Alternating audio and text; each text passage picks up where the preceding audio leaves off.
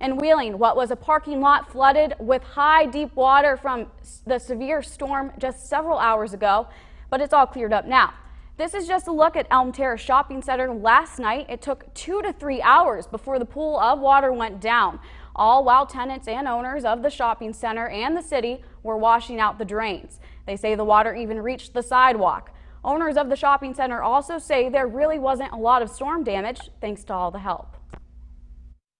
I mean, everybody chipped in and it really helped out. I mean, the city was very nice to us, and I just want to let them know that we appreciate that.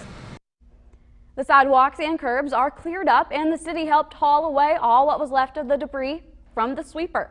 They spent about 4 or 5 hours just last night cleaning, and some of them came back this morning. And businesses, all of them in the shopping center, are back open.